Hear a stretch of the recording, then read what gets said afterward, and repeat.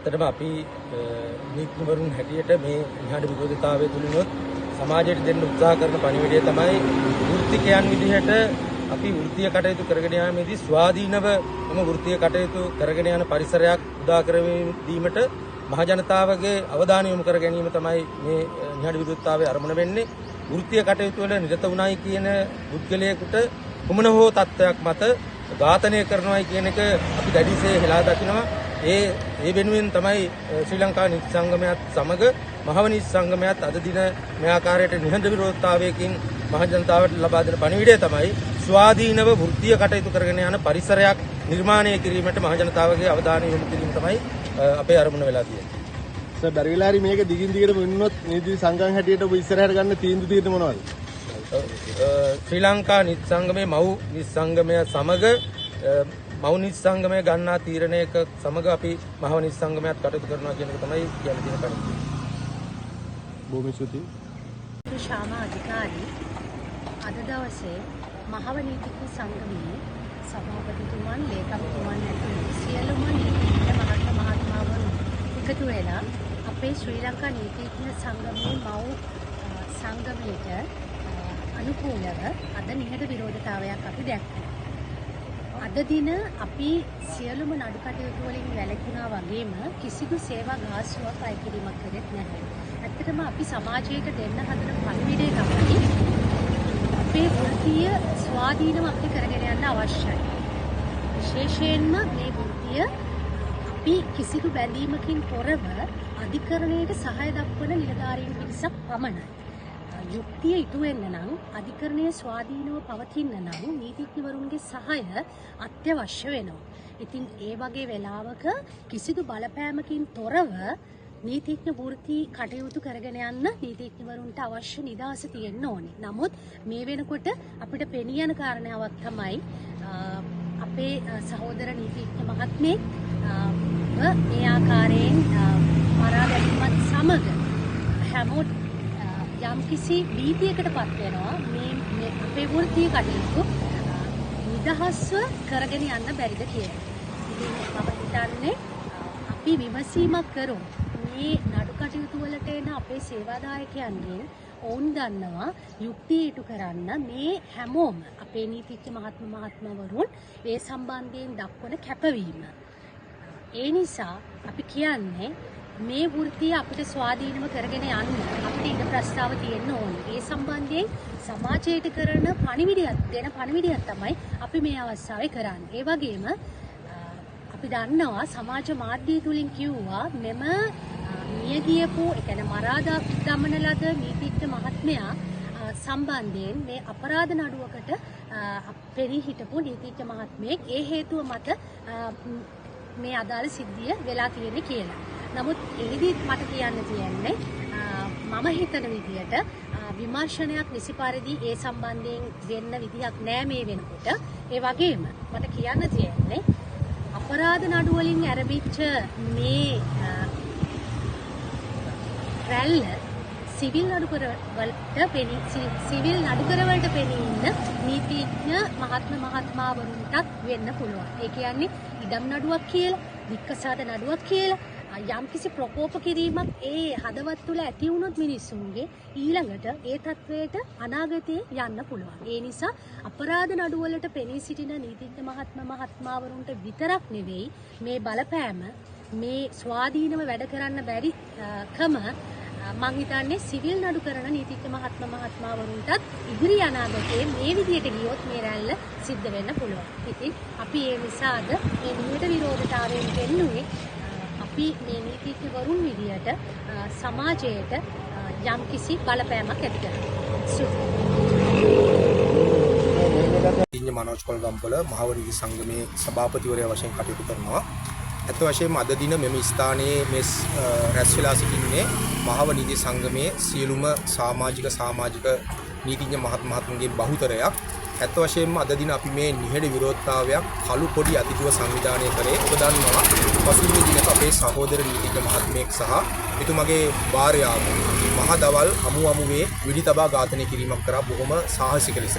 ඒ අනුව මේ වෘත්තීය කිරීමේ දැන් අවදානමකට ලක් වෙලා තිබෙනවාද කියන සැකය අපිට මතුවලා තිබෙනවා. ඒ වගේම දෙවැනි ඝාතන රැල්ලක් නිර්මාණය වීම විශාල ගැටලුවක්. ඒ අනුව මේ සම්බන්ධයෙන් වගකිය යුතු ආයතන තිබෙනවා. එම ආයතන විසින් වහාම ක්‍රියාත්මක වෙලා මේ ආකාරයේ අපරාධවල නිරත වන පුද්ගලයන් වහාම අත්අඩංගුවට ගන්න ඕන. ඔවුන් නීති අනුව ඉදිරිපත් කරන්න ඕන. ඒ අනුව මෙතෙක් එම අපරාධකරුවන් අත්අඩංගුවට ගැනීමක් වෙලා නැහැ. ඒ අනුව ශ්‍රී ලංකා නීති සංගමය අපගේ මව් සංගමය ඊයේ දින ඒකමතික තීරණයට එළඹියා. අද දින ශ්‍රී ලංකාවේ සියලුම අධිකරණවල අධිකරණ කටයුතුවල නිරත අධිකරණවල වෙනී සිටීමෙන් වළකින්න. ඒ වගේම අද දින අපේ වෘත්තිකයන් කිසිම අයෙක් සේවාදායක ගාස්තු අය කිරීමක් කළේ නැහැ. අපි සේවාදායක පැහැදිලි කරා. ඒ වෙනුව අපේ අරමුණ උනේ සමාජයට පණිවිඩයක් දෙන්න. මේ අපේ නීතිඥ වෘත්තිය තුළ වෘත්තිය සුරක්ෂිත වෙන්න ඕන. ඒ වගේම වෘත්තිය ආරක්ෂා වෙන්න ඕන. ඒ වගේම මේ වගේ අපරාධ කටයුතු වල නිරත වන අය නීතිය රැහැන රසු කර ගන්න ඕන. ඒ සම්බන්ධයෙන් පණිවිඩයක් ලබා දෙන්න සහ මෙම ඝාතක හෙලා දැකීම අපේ අරමුණ වුණා. ඒ අනුව තමයි අපි විශේෂයෙන්ම අපේ සහෝදර නීතිඥ මහත්මයා සහ ඒ මහත්මයාගේ ප්‍රිය භාර්යාව ඝාතනය කිරීම හෙලා දැකීමක් වශයෙන් මේ නිහඬ විරෝධතාවය සංවිධානය කරනවා. ඇත්ත වශයෙන්ම ඒ ආකාරයට කිසිම පුද්ගලයෙකුට නීතිය අතරින් කටයුතු කරන්න බෑ. යම් අයෙකුට දඬුවම් පැමිණීම කළ යුත්තේ ශ්‍රී ලංකාව තුළ තියෙන අධිකරණ පද්ධතිය තුලින් පමණයි. ඒතකොට යම්කිසි අයෙක් නීතිය අතරගෙන මනුෂ්‍යයන්ට පහර දීම් කරනවා නම්, මනුෂ්‍ය ඝාතන කරනවා නම්, මේ සම්බන්ධයෙන් නීතිඥවරුන් වශයෙන් අපි තරයේ හෙලා දානවා. කොයි වෙලාවක නීතිඥවරුන් මිනිමරුවන් අපරාධකරුවන් ශ්‍රී දූෂකයන්ගෙන් පෙනී සිටීමක් කරන්නේ මේ පොලිසිය අත්අඩංගු ගන්න පුද්ගලයන් නිර්දෝෂී පුද්ගලයන් වශයෙන් තමයි ආණ්ඩුවේ ව්‍යවස්ථාව සලකන්නේ. ඉතින් අත්අඩංගු ගන්න සෑම සියලු අපරාධකරුවෙක්ම අපරාධකරුවෙක් නෙමෙයි අපරාධකරුවන් වශයෙන් අත්අඩංගු අපරාධකරුවන් සැකකරුවන්. ඒතර ඔවුන් වරද කළ බව ඔප්පු කිරීම අදාළ පැමිණිල්ල සතු කාර්යභාරය. ඔවුන් සම්බන්ධයෙන් තීරණ ලබා දීම ගරු අධිකරණයේ සතු කාර්යභාරය. අපි කරන්නේ ගරු අධිකරණ කටයුතු සහාය වීම පමණයි. පවතින ආණ්ඩුව අපි දැක්කයි සම්බන්ධව මතයක් ප්‍රකාශ කරන්න බැරුව ඇති. නමුත් මේකේ පළවෙනි වෙඩිමුරේ තිබ්බා අපිට සිවුරුද එහෙම නැත්නම් කෝට්ද කියන එක අදාළ නැහැ කියන එක. ඉතින් ඒ විදිහට මේ පළවෙනි සිදුවුනේ මේ නීතිඥවරු මේ විදිහට ඝාතනය වෙනවා නම් රටේ තියෙන ආරක්ෂාව සම්බන්ධව මොකද්ද කියන්න තියෙන්නේ? රටේ තියෙන ආරක්ෂාව ඇත්තටම ආණ්ඩුවට බාර කටයුත්තක්. ඒ සම්බන්ධයෙන් නීතිඥවරුන් වශයෙන් අපිට මතයක් පළ කරන්න බෑ. ඒ සම්බන්ධයෙන් ආණ්ඩුව ක්‍රියාත්මක කළ අවශ්‍ය පියවර ගන්න ඕන. නමුත් අපි ලබා දෙන පණිවිඩය තමයි මේ ආකාරයට ඝාතනයන් වීම වහවහාම නතර වෙන්න ඕන. මොකද මේවා බොහොම කුරිරු අපරාධ. පුද්ගලයන්ට ජීවත් වීමේ නිදහස මූලික අයිතිවාසිකමක් විදිහට සාක්ෂාත් කරලා තිබෙනවා. ඉතින් ඒ තුල මේ පුද්ගලයෝ මේ විදිහට ඝාතනය වෙනවා නම් ඒ සම්බන්ධයෙන් ඇත්ත වශයෙන්ම වගකිය යුතු ආයතන ඉදිරිපත් වෙලා මේ ඝාතන රැල්ල මැඩපවත්වන්න, මේ ඝාතන රැල්ල තවදුරටත් වර්ධනය නොවි මැඩපවත්වන්න අවශ්‍ය පියවර ගන්න ඕනේ. ඒක තමයි අපි මේ නිහඬ විරෝධතාවය මගින් ලබා දෙන පණිවිඩය. හරි බොහොම ස්තුතියි. මහව නීතිඥ සංගමයේ සභාපතිතුමන් ලේකම්තුමන් එකතු වෙලා අපේ ශ්‍රී ලංකා නීතිඥ සංගමයේ මව් සංගමයට අනුකූලව අද නිහඬ විරෝධතාවයක් අපි දැක්කා. අද දින අපි සියලුම නඩු කටයුතු වලින් වැළකුණා වගේම කිසිදු සේවා ගාස්තුවක් අය කිරීමක් කරේ නැහැ. ඇත්තටම අපි සමාජයට දෙන්න හදන පරිවිඩේ තමයි මේ වෘත්තීය ස්වාධීනව අපිට කරගෙන යන්න අවශ්‍යයි. විශේෂයෙන්ම මේ වෘත්තීය අපි කිසිදු බැඳීමකින් තොරව අධිකරණයට සහාය දක්වන නිලධාරීන් පිරිසක් පමණයි. යුක්තිය ඉටු වෙන්න නම් අධිකරණයේ ස්වාධීනව පවතින්න නම් නීතිඥවරුන්ගේ සහාය අත්‍යවශ්‍ය වෙනවා. ඉතින් ඒ වගේ වෙලාවක කිසිදු බලපෑමකින් තොරව නීතිඥ වෘත්ති කටයුතු කරගෙන යන්න නීතිඥවරුන්ට අවශ්‍ය නිදහස තියෙන්න ඕනේ. නමුත් මේ වෙනකොට අපිට පෙනී යන කාරණාවක් තමයි අපේ සහෝදර නීතිඥ මහත්මයෙක් මේ ආකාරයෙන් මරා දැමීමත් සමග හැමෝට යම්කිසි භීතියකට පත් වෙනවා. මේ අපේ වෘත්තීය කටයුතු නිදහස්ව කරගෙන යන්න බැරිද කියලා. ඒක මම හිතන්නේ අපි විමසීමක් කරමු. මේ නඩු කටයුතු වලට එන අපේ සේවාදායකයන්ගෙන් ඔවුන් දන්නවා යුක්තිය ඉටු කරන්න මේ හැමෝම අපේ නීතිඥ මහත්මවරුන් ඒ සම්බන්ධයෙන් දක්වන කැපවීම. ඒ නිසා අපි කියන්නේ මේ වෘත්තිය අපිට ස්වාධීනව කරගෙන යන්න අපිට ඉදිරි රස්සාව තියෙන්න ඕනේ. ඒ සම්බන්ධයෙන් සමාජයට කරන පණිවිඩයක් තමයි අපි මේ අවස්ථාවේ කරන්නේ. ඒ වගේම අපි දන්නවා සමාජ මාධ්‍ය තුලින් කිව්වා මෙම මිය ගියපු මරාදා ගමන ලද නීතිඥ මහත්මයා සම්බන්ධයෙන් මේ අපරාධ නඩුවකට පෙනී හිටපු නීතිඥ මහත්මයෙක් ඒ හේතුව මත මේ අදාළ සිද්ධිය වෙලා තියෙන්නේ කියලා.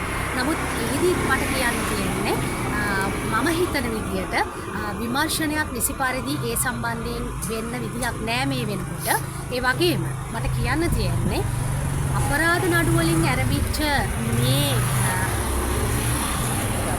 රැල්ල සිවිල් නඩුකරවලට සිවිල් නඩුකරවලට පෙනී නීතිඥ මහත්මාවරුන්ටත් වෙන්න පුළුවන්. ඒ කියන්නේ ඉඩම් නඩුවක් කියලා, නික්කසාද නඩුවක් කියලා යම්කිසි ප්‍රකෝප කිරීමක් ඒ හදවත් තුළ ඇති වුණොත් මිනිස්සුන්ගේ ඊළඟට ඒ තත්වයට අනාගතයේ යන්න පුළුවන්. ඒ නිසා අපරාධ නඩුවලට පෙනී සිටින නීතිඥ මහත්මාවරුන්ට විතරක් නෙවෙයි මේ බලපෑම මේ ස්වාධීනව වැඩ කරන්න බැරි කම මං හිතන්නේ සිවිල් නඩු කරන නීතිඥ මහත්මාවරුන්ටත් ඉදිරි අනාගතයේ මේ විදිහට ගියොත් මේ රැල්ල සිද්ධ වෙන්න පුළුවන්. ඉතින් අපි ඒ නිසා අද මේ නියත විරෝධතාවයෙන් වෙන්නේ අපි මේ නීතිඥවරුන් විදියට සමාජයට යම්කිසි බලපෑමක් ඇති කරනවා. ඔබේ ගමේ නගරේ සිදුවන අයිතියට අසාධාරණට එරෙහිව YouTube අවකාශයේ ඔබේ නාලිකාව දස අත නිවුස් YouTube නාලිකාව දැන්ම සබ්ස්ක්‍රයිබ් කරන්න.